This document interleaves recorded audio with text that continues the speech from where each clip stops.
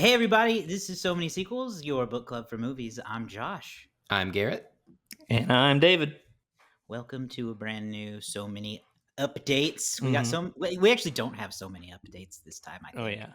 Well, I guess it depends on what kind of information you're seeking. We are We've updating watched each a bunch other of on. stuff. Yeah, exactly. Yeah, on life, on the universe and everything. Mhm. And what we've been doing. It's So Many Scares month. October is here. I hope everybody's getting in the spooky mood if you haven't already. I feel like I've been trying to get into it since September. Mhm. Um, It's too warm. just because I was like, let's do it. It is too warm. Even Mhm. still, now that October's here, it's still pretty warm. Like it's cooler than it Um, was, but it's still too warm. I know I haven't dug out any of my stuff yet. I need to do that because the Mhm. month is going to be over before I've we had know my it. Halloween stuff up since mid-September. I think they should never come down. Yeah, Honestly, it's been In fun. fact, your Halloween gear is better than your regular year gear. I agree. right? Yes. I think, well, that's the best part. We talked about this last week and why I like the Burr months. Because for the Burr months, for most of them anyway, people are decorating their houses in ways that are fun and not just the normal way it's all year. Like, That's true. you know what everyone's house looks like the rest of the year. I want to Mhm. see your fun side. I don't know. Since COVID, people be keeping their Christmas decorations up forever. That's weird. Yeah. I judge that a little bit. I mean, it's like March and they got them up.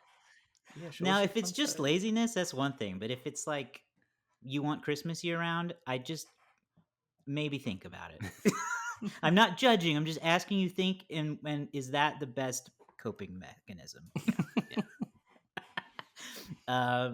Yeah, I think it's great. I love the burrs and Mhm. Halloween decorations. So And we we're getting there though. We're getting there into the spooky season. yeah, actually we were gonna do it later, but what a great time to just go ahead and say it. What we're talking about this month right now, Mhm. since we've already done one. Yeah. If you joined us last week, we talked about Final Destination. That was my pick for this year. Go back and check that out on our YouTube channel or our podcast feed, whichever you choose. You can go to somanysequels.com and find Mhm. those links. But this week we've got David's pick. Mhm. Do you want to tell us what it is? I'll let you Yeah. say it. Yeah, Not my like you my can't pick figure it out. is An American Werewolf in London. An American Werewolf in London. Which 1981 sort of I don't know if it's considered a classic or not, but I've heard a lot of high praise for it. It Sure. won the inaugural Best Makeup Effects at the Academy Awards. So yeah, sort of a history maker in its own way. So that's my pick, American Werewolf in London. Then we'll be going to Garrett's pick, where he will be scaring the bejesus out of us, I think. Yes. At least David. Well, probably me too, because my pick is The Sixth Sense, and Yeah. this I've never really heard of is the that being movie scary. that scarred me for horror movies. I remember watching it.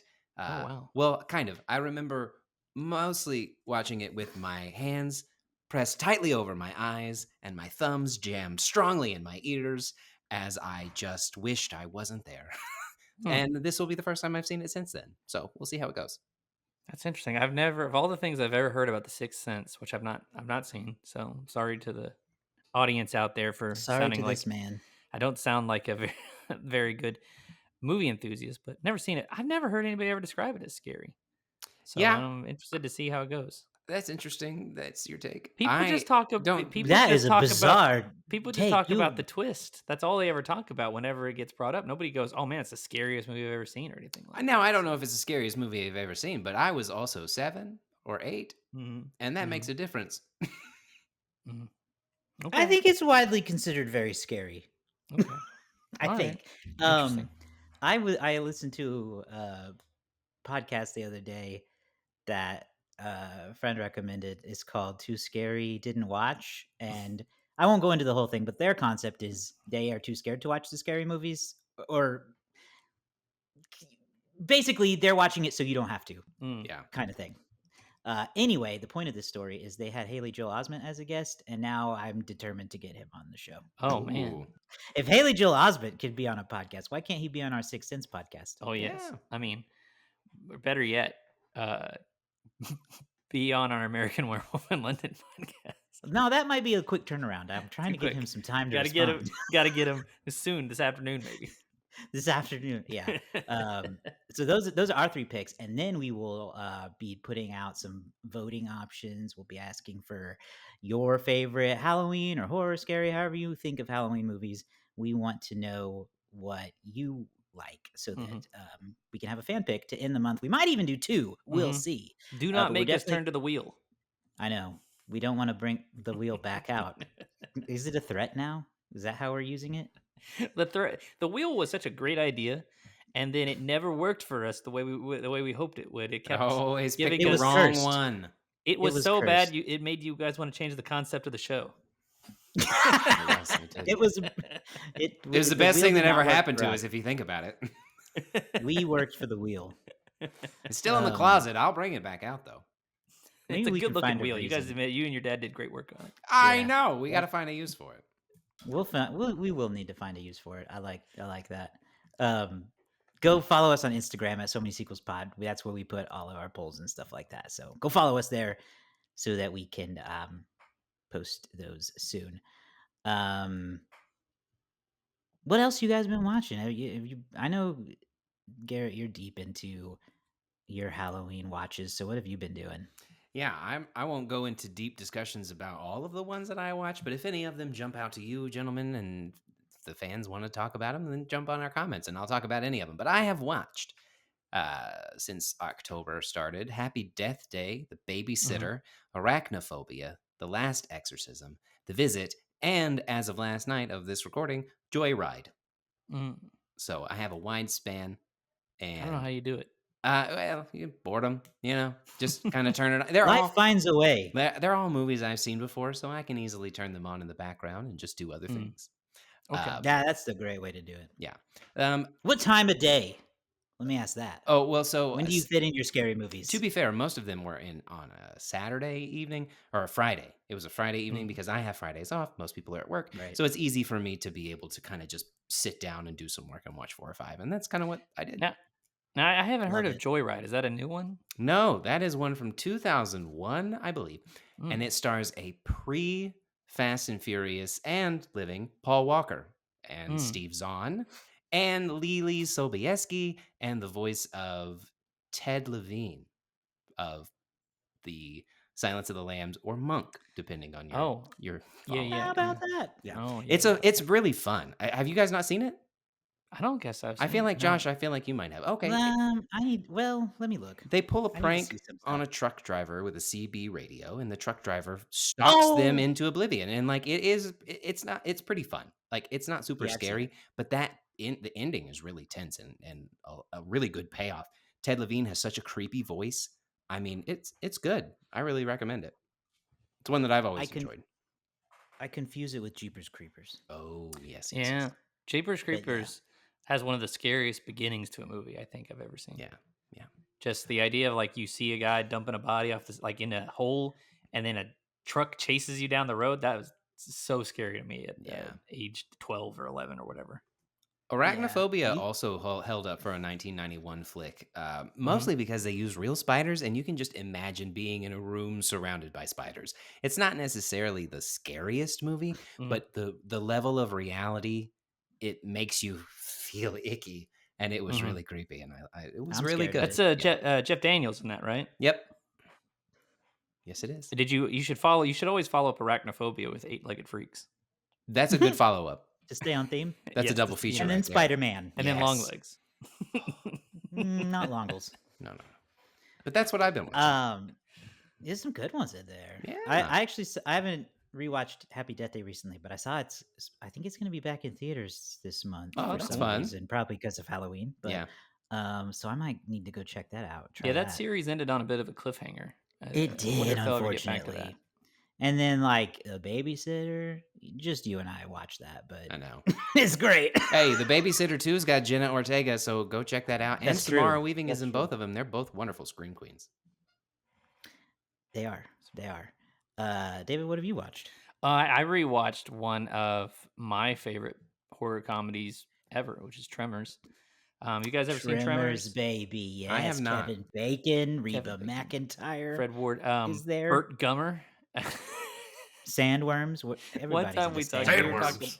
One time we were talking with disgraced former host Andrew Nichols, and I was talking about He loves Tremors. something. I was talking about Tremors or some other movie, and I said it's got the guy from Tremors in it. And Andrew goes, Burt Gummer, and Garrett looked like, how the hell would you possibly know that person's name? It was so funny. Anyway, He yeah, could not tell you what he did yesterday. Though. but he can tell you who won the Academy Award for Best Actor in '84. Yeah, I watched this because I had some time to kill, and I wasn't quite ready to watch the movie of the week, and so I was like, and I just saw it on. I just saw it was available to watch on. What did I watch it on? Hulu. Either Hulu or Peacock or something, and I just threw it on, and it's a cross generational hit in my household. My grandparents like it, my parents like it, me and my brothers like it. I haven't shown it to my son yet, but I kind of feel like he's gonna like it. He loves monster stuff, so it's so funny. Now, is it a little camp and a little cheesy? Yes. Is it Jaws for Hicks? Yes, but it is. I mean that in the best possible way, Interesting. as I are one, and I are one. I love. I think Tremors is so great, and enjoyed rewatching it again just for the heck of it. Nice. Now, you fan of the others, or are you just a Tremors one only? So I'll be honest, I do kind of like Tremors 2 and 3. I did Okay, genuinely allowed. enjoy those as a kid because there was nothing more that appealed to me as a kid than the idea of like, oh, but now they're different. So like the tremor, the graboids evolve, and now they have little walkers, and then they evolve again in the third one. Now they can fly. It was like this ridiculous series. And what the only thing I didn't like as a kid is that Kevin Bacon didn't come back for each and every one. But yeah, I realized those ones aren't as good, and they don't have Yeah. and they don't have Typical as sequel. much sort of folksy charm as the first one does. But still, I don't know. As a kid, I was all about it. I was like, yeah, give me Tremors 4, give me Tremor 6. Give me however many more Tremors, please. More Tremors. Give me the final Tremors. Yeah. That's all though. Nothing else. Just No, Tremors for you nothing this else. week? Nothing else. I mean, I watched the second episode of Penguin, but I'm not. I won't I'll go get into to that detail on eventually. that. It was also very good though. Excellent. Good. Meanwhile, Josh, you were partying. Party like a rock star. I man. did. I was partying. I this past week made a little road trip over to Rogers, Arkansas, and saw Chapel Roan in concert. Nice. Which was super cool. Where's my? Get my hat. Where's my hat? I'm a Midwestern princess. Nice. They sell those there? Yeah, this is tour merch, baby. Midwest princess. Nice. Makes you blend in with the people of Arkansas, I guess. Yeah. The camo, and then the fans with the words. No, it was really fun. I had never been. So this was at an amphitheater in Rogers that I hadn't been to before. So it was super nice venue. I don't think I've ever. I was trying to think. While I was there, I was like, "Have I been to like an amphitheater show at all, like a big one like that?" And I don't know that I really have. So it was nice. The weather cooperated. Not even a breeze. I saw the highs in the 70s or so. You gonna say what I think you're gonna say? I saw the Arkansas Razorback cheerleaders. Yeah, I was gonna cool. Bring that up because I thought of you obviously right away. Yeah, during Hot to Go, one of her big hits, the Arkansas Razorback cheer squad came out. The mascots came out. It was very fun. Everybody freaked out. It's a very popular. They taught her how to They taught her how to call the hogs. That was awkward. That's fun. Because you had thousands of people going woo pig suey all around, and she's just like, I don't know what's happening. David, did it inspire the football team enough to win? Surely, I'll tell you what, not to ramble about Arkansas for a little while. We got a 6-0 defense. The problem is we have like a 2-4 offense and an 0-6 kicker. Listen, you can say the same thing about OU, baby. We got to get everything on the same page. That was the. I wish I'd recorded myself now when Arkansas beat Tennessee last night because it was the classic, jump up and down and celebration and all that. So yeah. Anyway, not to you derail. Can't tell me not to derail Chapel Roan. Yeah, you can't tell me that the cheer squad didn't take that energy to the field. I bet they did. And send it directly to the players. Yes, and I'm gonna tell you, the Hot to Go is proving to be a pretty popular jock rock kind of song at the stadiums. Nice. It's a I fun heard it when I went to little- OSU. Yeah, you it's know. you can really make a cheer out of it. But it was a ton of fun. I had a blast. It was cool to see like it was like a big range of ages there and all kinds of people. Because uh, I know Garrett and I have talked about this. Going to concerts, you hit the point where it's like, am I gonna be the youngest person there? Yeah. Sometimes it feels that way. Mhm. And Chapel Roan's a young pop star. I had that fear, but I don't think I was. It was youngest? It was like Oldest. no, I was neither the oldest nor Oh, I the was youngest. gonna say, He was you right in the probably middle. be skewed toward the older. Right, I was afraid I would skew toward older. I might have misspoke, but Yeah, it's always fun to be the it youngest. was When I nice. went to see Tom Jones, I was the youngest person there. Oh, It was now wonderful. that's a different. Yeah, that's how I felt when I saw Springsteen last year too, Yeah. and I was very young. But I did see a movie. I did go see a horror movie. I won't talk a lot about it because we want to move on. But I do want to mention it because it also stars Samara Weaving. Gary, you mentioned her being in Happy Death Day, right? Was that the one you mentioned? The babysitter. No, not Happy Death Day. She's a That's babysitter. Jessica Roth, babysitter.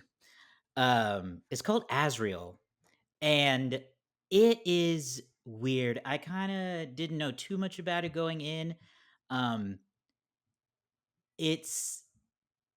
There's no dialogue. Let me just get that out of the way right now. So it's set in this it's kind of apocalyptic. It's set after the rapture.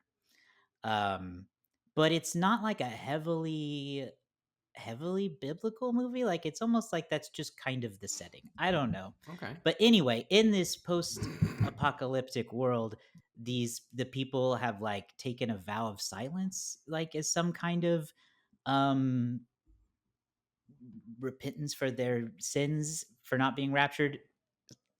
Because there's no dialogue, it's not explained as well as I would have hoped. So it's not a perfect movie, but it was still really fun. It's the basic premise is she's on the run from them. You can figure that out without dialogue. But yeah, new Samara Weaving, Scream Queen. She does scream in it once. Okay. Nah, more than once, but there's some good screaming. I wish I could go into it more, but like I don't know how to talk about a movie with no dialogue. That's tough. Was it shot well? Yeah. I think so. It had some cool shots. It's set like largely in the woods, like in a forest. There's not a ton of actors in it. There's creatures that are in it. So, yeah. I don't even. It's just out there. It's an out there movie. It's off the mainstream for sure. Where'd you see it? I'm still percolating it. It was at AMC. Azrael. Okay, let's move on here. David, you need to tell us about this because you noted that we've got another new DC movie has been announced from James Gunn, right? Yeah, kind of a different thing kind of a different announcement here. So earlier this week, James Gunn announced that DC Studios would be partnering with Swaybox to make a movie called Dynamic Duo, which is going to be about Dick Grayson and Jason Todd, who are the first and second Robin. And that was pretty much all the real details there. Now, I looked into it a little bit, and Swaybox is kind of experimental animation studio that animates movies. They've found a way to animate movies that kind of look like claymation. So, or that stop motion style, but they can animate it to look that way, or something to that degree. There's a few test reels that they have out there that are actually it is kind of weird looking, but at the same time experimental, not your traditional animation style. So that's the idea, is to kind of like, and he's kind of said like he doesn't want the way that they're doing stuff to be just contained to the live action. He wants to do different things. He wants to do animation. He wants to do TV, maybe in video game, get that stuff out there. So it's being written by Matthew Aldrich, who I actually follow on Threads. Interestingly enough, he's a pretty cool guy. and he's a writer that's been doing stuff for a while, and he's got some good writing, screenwriting insights that he posts on Threads from time to time. So just a kind of a different idea. I no real news on what to expect, but when you think about where animation has been lately, we've seen some movies try some experimental styles. You think about Into the Spider-Verse. You think about last year's Teenage Mutant Ninja Turtles, which had a very unique art style. You think about even something that didn't necessarily work this year, but tried to do something different with animation, like the Transformers movie. There's sort of a low key trend towards trying new stuff in the animation field, or at least trying out some of these franchises that maybe don't have as much going on right now, trying animation with them, which I'm always kind of pro that anyway. But who knows when or if ever we'll see a Robin pop up on the big screen. So why not turn to the animation world? I don't know. Any thoughts on that? I don't have a ton because I'm not too knowledgeable about anything beyond surface level DC stuff. I have to say, like I've heard of Dick Grayson. I don't know who Jason Todd is. Oh, really? Yeah, and like and I'm sure he's Robin though, is what I mean, the gist is. But fascinating backstory. I can explain. I mean, yeah, I'm sure you could. It's probably for a different show. But yeah, let's see what happens. I don't know that I'm like grabbed by it, but it may not be for me. It's an animated movie about the sidekicks and how they came to be. So, Yeah. That's all I got for you. Whatever. Garrett said what I just really tried to make into 30 seconds.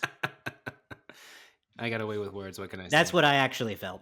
Yeah, I got nothing for it. Well, there's nothing to say so far. We'll have to wait Yeah. and see what it actually ends up looking like. So here's my take. Don't make me watch it. If I don't want to watch it, don't make it attached to the bigger universe. That's the problem. I don't think Marvel it will has right be. now. I don't want to watch all this shit. I don't want. Yeah, I don't to. think it will be. I feel who knows? like In the future, they're gonna have them all cross over, and you're gonna have the Avengers with the cartoons and the Now, the real heroes, and it's all gonna be a crossover, and you gotta figure it all out. No.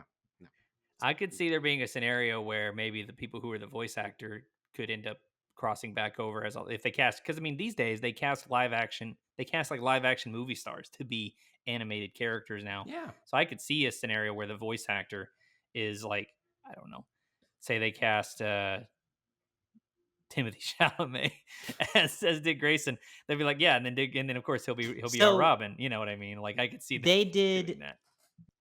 they did a similar thing in the Star Trek world Mhm. that only I know about. Oh yeah, I understand this. Yeah. I know about this. Yeah. But Star Trek Strange New Worlds on Paramount Plus had a crossover last season with Star Trek Lower Decks, and Mhm. Lower Decks is a cartoon. And so people were like, how are you going to do that? Well, the actor who plays the character in Lower Decks played the same character in the live action Strange New World show. So the voice was the same, and he even kind of looks like him, weirdly enough. It's Jack Quaid, isn't it? It's Jack Quaid, yeah. So it can be done that like the cartoon actor can just play the live action version. So they could cast Timothy Chalamet and Austin Butler as these two characters, and then they just decide, hey, now they're also going to be the live action ones. They could do that, but I don't know if they will. We'll have to wait and see what they do. But I think that, man, if you gotta fill stuff up, at least do something different and interesting. And so doing an experimental kind of animation style movie, it may tank at the box office, but it may actually be pretty good. We'll see. Could be. Speaking of the box office and tanking, and let's DC. hear the latest box office report. All right, so I'll run through this pretty quickly, and then we can circle back around to what finished number one.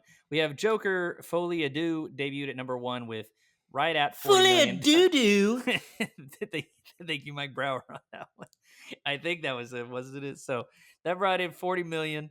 Not well below, but below the estimate that they initially had earlier this week of about 50. That was around Wednesday. They thought that they might get to 50.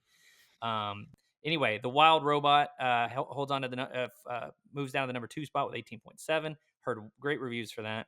Beetlejuice comes in at number 3 with 10.3 million. Transformers 1 slides to number 4 with 5.3. And Speak No Evil hangs around in the number 5 spot with 2.8 million.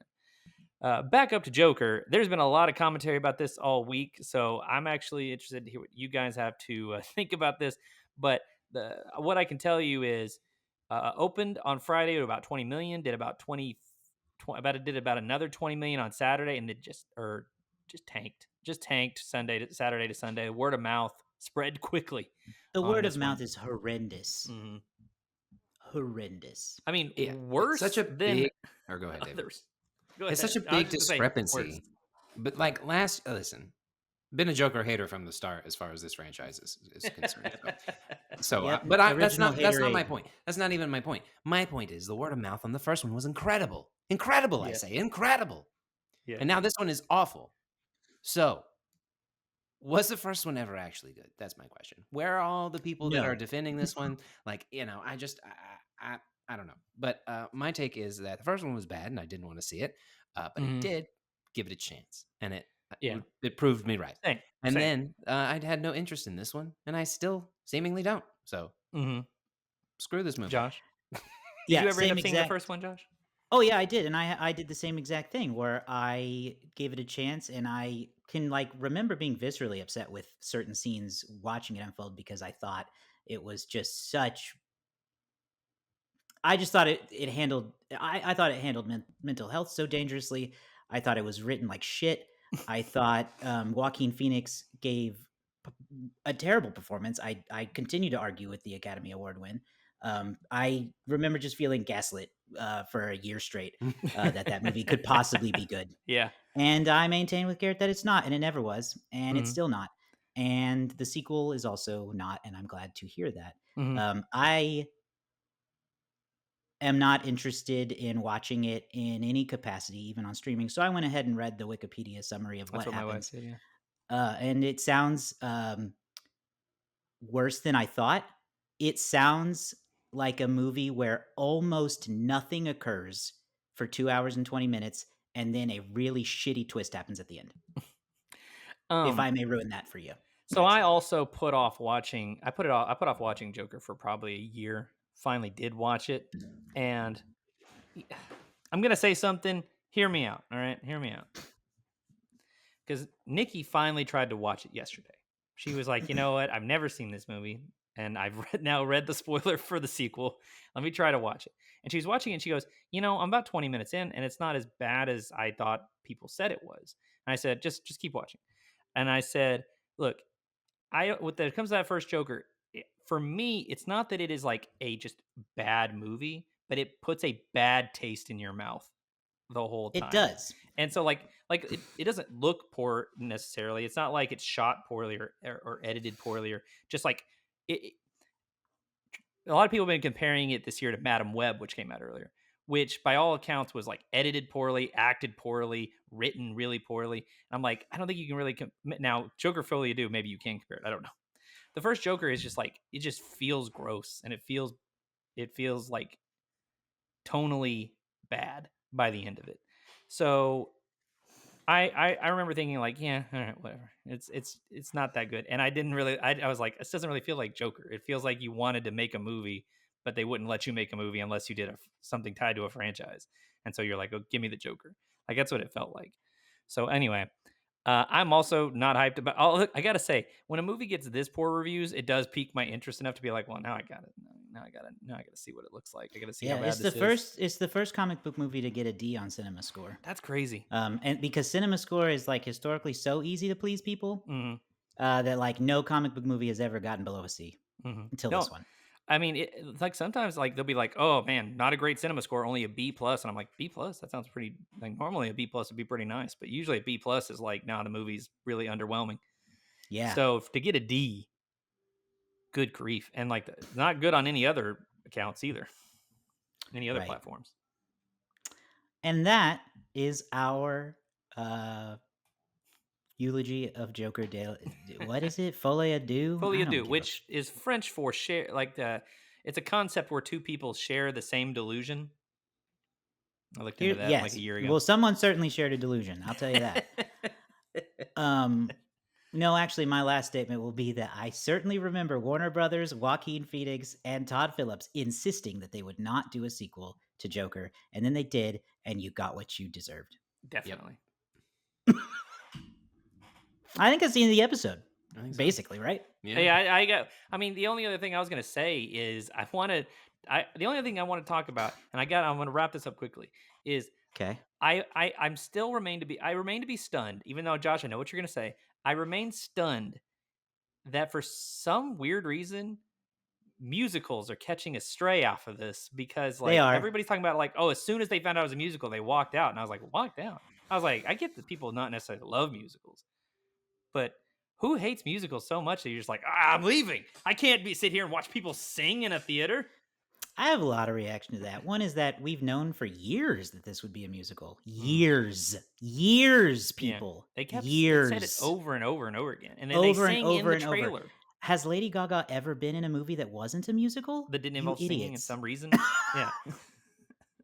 House of Gucci. No one saw that though. Ugh.